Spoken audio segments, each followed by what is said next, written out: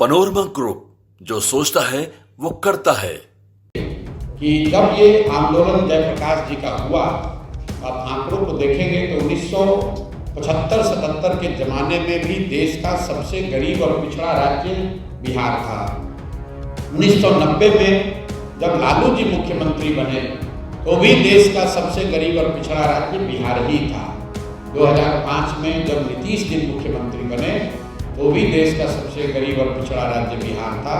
और दुर्भाग्य देखिए कि आज 20 बरस नीतीश जी के मुख्यमंत्री रहने के बाद भी देश का सबसे गरीब, पिछड़ा, अशिक्षित, पलायन वाला राज्य बिहार ही है। ये बात आपको क्यों बता रहा हूँ?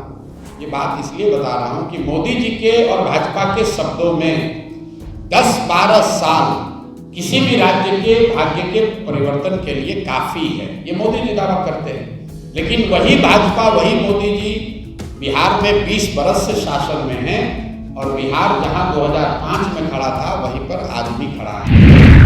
हम लोगों ने आरोप लगाया है, मान लीजिए कि हमने गलत आरोप लगाया, आप पत्रकार होकर इतने सजग हैं और दिलीप जायसवाल बेचारे इतने निसहाय हो गए हैं कि वो जवाब भी नहीं दे पा रहे हैं।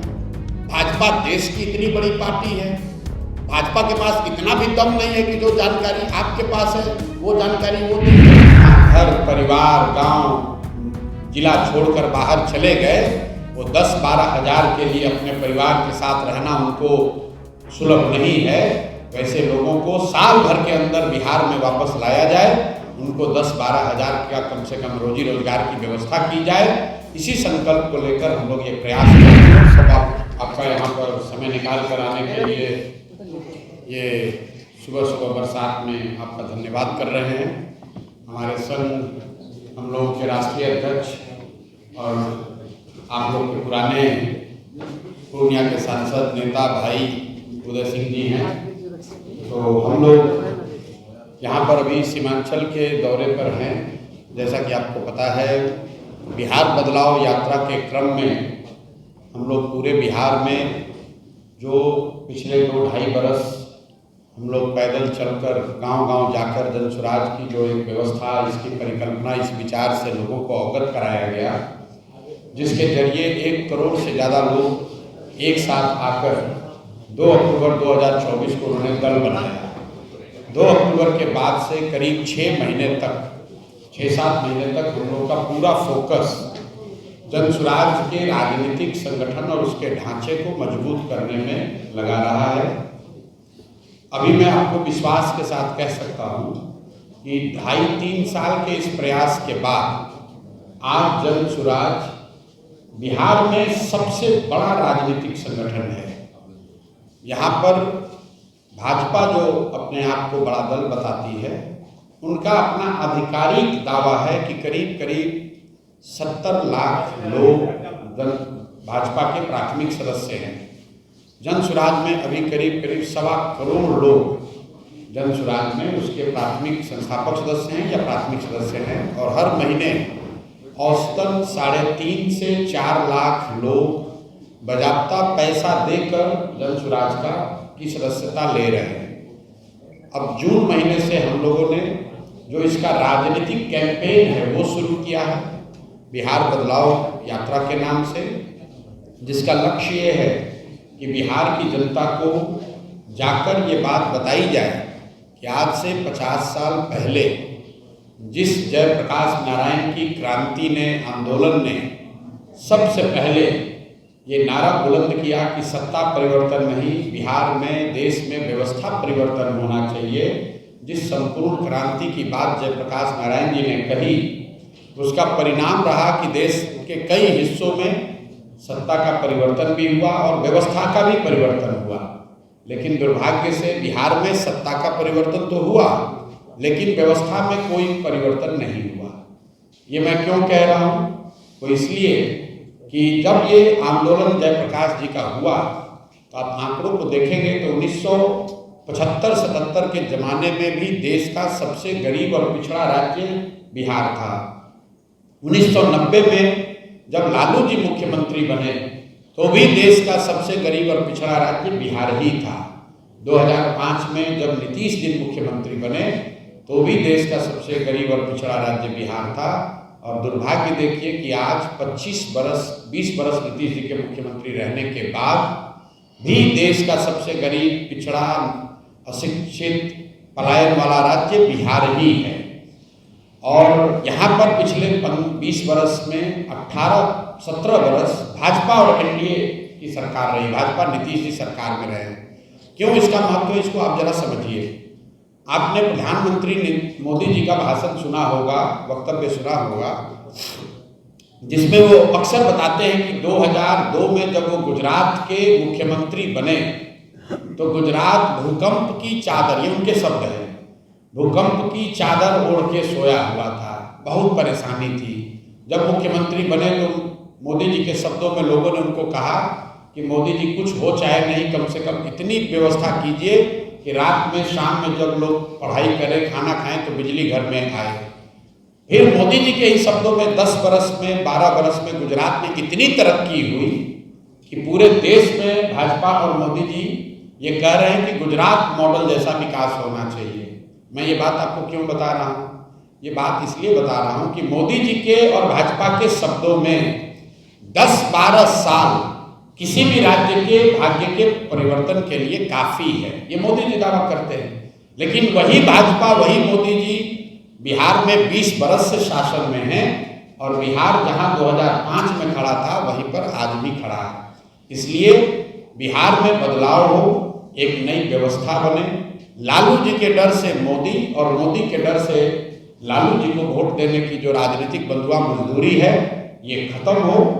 इसी के लिए सिताब दियारा से, जेपी के जन्मभूमि सिताब दियारा से मैंने यात्रा शुरू की और कोशिश कर रहे हैं कि बिहार के हर विधानसभा, हर प्रखंड तक पहुंचा जाए, लोगों को एक बार इस बात के लिए सजग किया जाए, जागृत किया जाए कि भाई तुमने जाति पर वोट देकर देख लिया, हिंदू मुसलमान बनकर वोट करके देख लिया, नाली गली के लिए वोट कर लिया, मंदिर मस्जिद के लिए वोट कर लिया, 5 किलो अनाज के लिए वोट दे दिया, लालू नीतीश मोदी के लिए वोट दे लिया। एक बार जगो, बिहार में व्यवस्था परिवर्तन के लिए अपने बच्चों के लिए वोट दो, अपने बच्चों की शिक्षा और रोजगार के लिए वोट दो, ताकि बिहार में भी शिक्षा हो, बिहार में भी रोजगार हो और सबसे बढ़ के जो जन स्वराज का एजेंडा है, बिहार से होने वाला पलायन बंद हो। जो 50 लाख लोग आज गरीबी और मजबूरी में अपना घर, परिवार, गांव, जिला छोड़कर बाहर चले गए, वो 10-12 हज़ार के लिए अपने परिवार के साथ रहना उनको सुलभ नहीं है। वैसे लोगों को साल भर के अंदर बिहार में वापस लाया जाए, उनको 10-12 हज़ार का कम से कम रोजी रोजगार की व्यवस्था की जाए। इसी संकल्प को लेकर हम लोग ये प्रयास कर रहे हैं। अब आपके जो सवाल हैं मुझसे या राष्ट्रीय अध्यक्ष जी से, तो आप कृपा करके वो सवाल पूछ सकते हैं। बहुत बहुत धन्यवाद। इन दिनों सीमांचल में जो काफी फर्जी वोटर आईडी मिल रहा है, क्या लग रहा है कहाँ चूक हुई? देखिए, ये वोटर आईडी का जो बखेड़ा है ये अभी शुरू हुआ है पिछले 2-3 हफ्तों से। एक बात समझने की है, वोटर आईडी कौन बनाता है? वोटर लिस्ट बनाने की जिम्मेवारी चुनाव आयोग की है, जो एक संवैधानिक संस्था है। वो हमारे आपके सजग हैं कि आप इन चीज़ों को फॉलो कर रहे हैं। प्रेस कॉन्फ्रेंस में सिर्फ गुरदयाल सिंह नहीं थे, मौलेश्वर सिंह ने उस कॉलेज की स्थापना की। उनकी 5 बेटियां हैं, 3 लड़के हैं। करतार सिंह 1 लड़के थे। मौलेश्वर सिंह की पत्नी वहाँ लाइफ ट्रस्टी थी और ट्रस्ट डीड पढ़िएगा तो उसमें लिखा हुआ है कि जो लाइफ ट्रस्टी है वो किसी भी हालत में उससे हटाया नहीं जा सकता है और जब उसकी मृत्यु हो जाएगी तो उसके जो लीगल हेयर होते हैं उनको उस ट्रस्ट में रखा जाना चाहिए था। ये तो लीगल मैटर है, चलने दीजिए। हम लोगों ने आरोप लगाया है, मान लीजिए कि हमने गलत आरोप लगाया। आप पत्रकार हो के इतने सजग हैं और दिलीप जायसवाल बेचारे इतने निसहाय हो गए हैं कि वो जवाब भी नहीं दे पा रहे हैं। भाजपा देश की इतनी बड़ी पार्टी है, भाजपा के पास इतना भी दम नहीं है कि जो जानकारी आपके पास है वो जानकारी वो दे। आपने उनका ठीका उठाया है, बहुत अच्छी बात है, आप सवाल उठा रहे हैं। तो मेरे भाई फिर से दोहरा देते हैं, दिलीप जायसवाल ने उस कॉलेज में, जिसमें कि वो क्लर्क थे, जो सिखों का माइनॉरिटी का कॉलेज है, जिसमें 20 से ज़्यादा सिख उस समय ट्रस्ट के मेंबर थे, उस जितने भी ट्रस्ट के चलाने बनाने वाले लोग थे उन सब को हटा के दिलीप जायसवाल जो सिख नहीं हैं ये कैसे उसके मैनेजमेंट में आ गए, इसका जवाब आप हमको दीजिए। आप क्या दीजिएगा? दिलीप जायसवाल दें, जो भी उनके सलाहकार हैं वो दें। दूसरी बात, उस कॉलेज में 50 से ज़्यादा बिहार के अलग अलग दलों के नेताओं के परिवार के लोग मैनेजमेंट कोटा से जगह पाकर मेडिकल की डिग्री उन्होंने हासिल की है। तो किस आधार पर उन 50 नेताओं के बच्चों को उसमें एडमिशन दिया गया ये बता दीजिए। बिहार का सामान्य परिवार का कोई बच्चा मेडिकल करना चाहता है, आपका बेटा अगर पढ़ने जाएगा मेडिकल, बेटा बेटी, तो उसको परीक्षा पास करना पड़ता है। अगर परीक्षा नहीं पास करेगा तो कैपिटेशन फीस देना पड़ता है। लेकिन बिहार के 50 से ज़्यादा नेताओं के परिवार के लोग बिना किसी परीक्षा के उस कॉलेज से पास होकर डॉक्टर बन गए, जिसको दिलीप जायसवाल चला रहे हैं। तीसरा आरोप सुन लीजिए, उस कॉलेज से आयुष्मान भारत के अंतर्गत करोड़ों रुपए की गलत निकासी की गई है, ये भी आरोप लगा रहे हैं। अगर आपको दम है, दिलीप जायसवाल को दम है, तो बता दें कि कितना पैसा आयुष्मान कार्ड योजना में लिया है। चौथा आरोप लगा रहे हैं कि राजेश शाह की 2007 में हत्या हुई है, पुलिस ने FIR किया है, थाने का डायरी निकाल कर देख लीजिए, कोर्ट ने, लोअर कोर्ट ने उसमें कॉग्निजेंस लिया है। दिलीप जायसवाल नेम्ड मर्डर के एक्यूज्ड हैं, नेम्ड एक्यूज्ड हैं।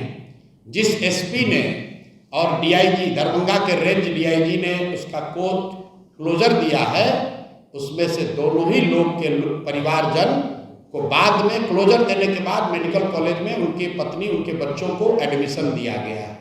तो ये जानना चाह रहे हैं, और हम अगर गलत कह रहे हैं तो दिलीप जायसवाल कोई असहाय व्यक्ति तो है नहीं, उनकी सरकार है, हम पर मानहानि का केस कर दे, हमको जेल में डाल दे। अभी तो इतना दम नहीं है कि मुंह से बोल सकें। दूसरी बात तो छोड़े दो, तुम्हारे जरिए और आपके जरिए, आप जैसे पत्रकारों के जरिए सवाल पूछ के हमको डरवा सकते हैं। अभी कल घोषणा की है 18 से पहले दिलीप जायसवाल की माफियागिरी का दूसरा किस्त जारी करेंगे कि सीमांचल के एरिया में इस आदमी ने और क्या क्या गलत किया है। चाल चरित्र चेहरा का बात करने वाली भाजपा, उसका अध्यक्ष, उस पर मर्डर का जैसे संगीन आरोप हैं। आप केस डायरी मैनेज करते हो, कोर्ट को मैनेज करते हो, सिखों के कॉलेज को कब्जा किए हो और समझते हो कि प्रशांत किशोर डर जाएगा। हैं, आपको लग रहा है कि हम ऐसे ऐसे किधर भक्ति से हम डरने वाले हैं। इनकी हालत तो ये है कि लालू जी जैसे व्यक्ति, जिसको कोर्ट ने चारा मामले में दोषी करार दिया, उनको भी अगर आप कहते हैं कि आपने एनिमल हस्बेंड्री में गलती किया, उनके पार्टी वाले भी जवाब देते हैं। दिलीप जायसवाल का मुंह अभी तक खुला नहीं है, डर के मारे, और आप जैसे साथियों की मदद से भी नहीं बेचारे बोल पाएंगे। भाजपा का 19 गो प्रवक्ता है, उनका हिम्मत नहीं है कि एक आदमी जवाब दे दे। जब प्रशांत किशोर ने बोला है, हम बिहार के छुटभैया नेता नहीं हैं, एक एक फैक्ट, एक एक डेटा कर रखे हैं। दिलीप जायसवाल को जवाब देने दीजिए। पहले तो जवाब दे नहीं पाएंगे, अगर देंगे तो उसका पूरा समुचित उपाय दिया जाएगा। जिस फर्जी आदमी की बात कर रहे हो, हम गुरदयाल सिंह के स्पोक्स पर्सन थोड़ी ना है भाई। उसी प्रेस कॉन्फ्रेंस में मौलेश्वर सिंह की बेटियां भी बैठी हुई थी, जो आपको शायद नहीं दिखा। उसी मौलेश्वर सिंह की 5 बेटियां हैं, और पांचों करतार सिंह से पहले, आपको अगर जानने की इतनी अगर इच्छा है तो करतार सिंह से पहले उस कॉलेज के कर्ता धर्ता के तौर पर मौलेश्वर सिंह की बेटी थी, जो चंडीगढ़ में रहती है, जो उस कॉलेज को चलवाती थी। ठीक है ना? तो पूरी जानकारी मेरे भाई इकट्ठा कर लो, फिर आकर सवाल कीजिएगा। सवाल करना आपका काम है, पत्रकार आप कर सकते हैं, लेकिन तैयारी पूरा करके आइए। ठीक है ना? पूरी तैयारी करके आइए, तब मजा आएगा सवाल का जवाब देने में।